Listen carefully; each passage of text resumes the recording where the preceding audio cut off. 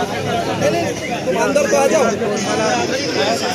तुम अंदर तो आ जाओ। हे परिवहन मंत्री यांनी बाईक रिक्षा यांना सपोर्ट दिलाय आणि चालू केलेलं आहे ते पुलिस वाले को पूछो आजाद चुकीचं आहे। कैसा जाने। कारण हे बाईक्स आहेत ते त्यांचे ॲक्सिडेंट होऊ शकतात आणि आजची तरुणाई ही बाईकच्या दिशेने कमी वयातच बाईक चालवत असल्या कारणामुळे भडकले जाऊ शकतात। हा विचार सहसा परिवहन मंत्र्यांनी केलेला दिसत नाही।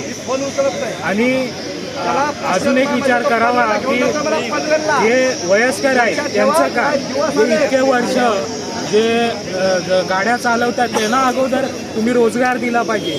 जर त्यांना तुम्ही रोजगार देऊ शकत नाही तर तुम्ही नव तरुण मंडळाला कसं काय तुम्ही रोजगार देऊ शकता? हा विचार परिवहन मंत्र्यांनी पहिलं केलं पाहिजे। मी नालासोपाराच्या रिक्षा चालक म्हणून सामान्य एक रिक्षावाला म्हणून विनंती करत आहे की सर्व देशातील जेवढे व्हिडिओ जे बघत आहेत त्यांना या बाबतीत विचार करण्याची बुद्धी देऊ आणि विचार करावा। कारण आम्ही जे मागतोय ते न्यायाने मागतोय।